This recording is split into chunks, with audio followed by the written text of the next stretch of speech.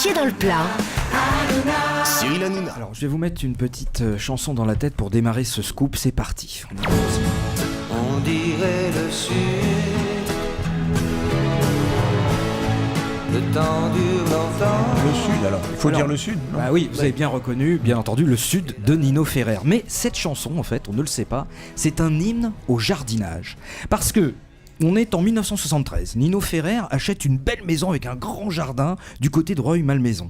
Et il décide de refaire complètement le jardin en commandant 300 rosiers.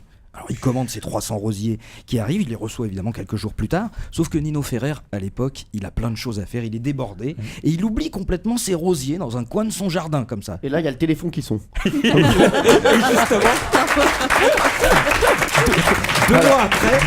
Deux mois après, il y a des amis qui viennent le voir à dîner. Ils disent, dites donc, en fait, tes rosiers là que tu avais commandés, ils sont toujours pas plantés. Ils auraient dû être morts évidemment depuis bien longtemps, les rosiers, parce que ça fait 2 mois qu'ils pourrissent dans le fond du jardin. Et que répond Nino Ferrer? Il leur dit, les rosiers sont encore en vie parce qu'ici, on dirait le sud, le temps dure longtemps. Non. Et voilà, avec cette phrase qui répond instinctivement pour dire que voilà, ces rosiers sont encore vivants, eh bien elle va résonner dans sa tête et lui inspirer plus tard cette chanson. Et après, il est parti, donc c'est un endroit qui ressemble à la Louisiane, à l'Italie. Voilà, c'est ça. Exactement. Bien sûr. On connaît. C'est véridique. Ouais, mais merci. Bah oui, heureusement, on raconte que de vraies histoires. Lui, on dirait que c'est la première fois qu'il raconte une véritable histoire dans l'émission. Allez, Camille Combal, c'est à vous. Alors moi je vais vous parler de cet énorme succès qu'on a eu il y a quelques années. Zaz, bien sûr, avec son titre Je veux. D'ailleurs, je lui ai parlé à Zaz. Hein. Ah bon? Bah oui, je trouve que je veux, on dit je voudrais. Le roi de la boulon. C'est vrai, Ça c'est va. vrai. Alors, et bien justement, alors on connaît pas l'origine de cette chanson puisque ce n'est pas elle qui l'a ni écrit ni composé. Celui qui a fait ça, c'est Keredine Soltani, qui à l'époque où il a écrit cette chanson était sans emploi. Il l'a écrit et composé un petit peu tard dans la soirée. Écrite, excusez-moi, et composé dans la soirée en rentrant un peu tard. Il est rentré un petit peu enivré d'une soirée chez les grands-parents de sa petite amie. La soirée se déroule et pendant la soirée, ce qu'on ne sait pas, c'est qu'une partie de l'argenterie disparaît. Comme il est sans emploi, que ça se passe pas très bien avec les grands-parents de sa petite amie, les grands-parents se rendent compte que l'argenterie a disparu et ils accusent tout de suite le malheureux Keredine. Foudrage, en rentrant chez lui, il écrit la chanson pour faire passer ce message: j'en ai rien à faire de votre argent, ce qu'on retrouve bien d'ailleurs dans les paroles de la chanson. Quelques mois plus tard, il rencontre Zaz, lui propose la chanson, il la prend tout de suite, et comme quoi, c'est le petit-fils en fait qui avait volé l'argenterie, ils l'ont appris quelques mois après. Attendez, ah oui, comme quoi, méfiez-vous des petits-fils. Non mais c'est sûr, mais en plus je sais que c'était la famille Guy de Graine. Hein. C'est vous dire. Ça rigolait pas. Ça rigolait pas. Très attaché au couvert. Ça tombait mal.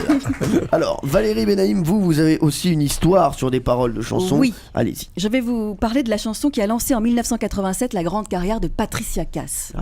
Soyez pas trop jaloux, mademoiselle bois du rouge, mademoiselle change de blues.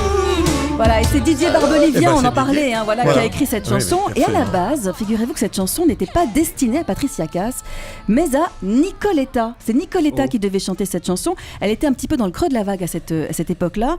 Donc on lui propose la chanson, elle est absolument ravie par la musique, elle est enjouée, elle dit c'est formidable. Puis elle commence à lire les paroles. Et elle tique sur la phrase « Mademoiselle boit du rouge ». Et là, elle voit rouge, Nicoletta, parce qu'elle prend la mouche et elle refuse catégoriquement d'interpréter la chanson en accusant Barbelivien de vouloir la faire passer pour une pochetronne. Non. Eh ben oui. Donc du coup, elle est absolument... Et là, Barbelivien lui dit mais attends, excuse-moi, soyez pas trop jalouse, mademoiselle boit du rouge, mademoiselle change de blues. C'est juste parce que ça tombait bien. Voilà, c'est ça. J'allais pas dire mademoiselle boit du blanc parce que ça marchait pas. Et du coup, peu après, Gérard Depardieu, qui a repéré Patricia Cass, demande à Barbelivien s'il n'a pas une chanson dans ses tiroirs, et Barbelivien ressort Mademoiselle chante le blues, et ça aura le succès qu'on connaît. Et là, Patricia Cass tique sur... Sur Mademoiselle chante le blues. Mademoiselle est une courge. Non. Non. Ça serait magnifique.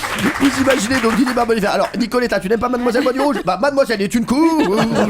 Non plus. Non, mais à une phrase près, c'est Oh le melon.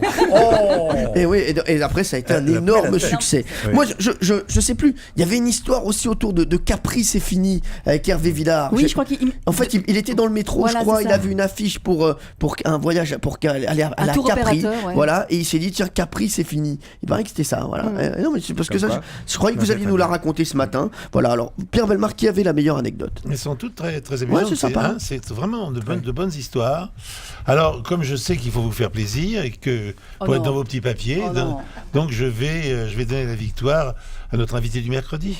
Au Fayot. Camille Combal. C'est mérité. Merci. Europe 1, les pieds dans le plat. Tous les jours, 10h30, 12h30. Cyril Hanouna.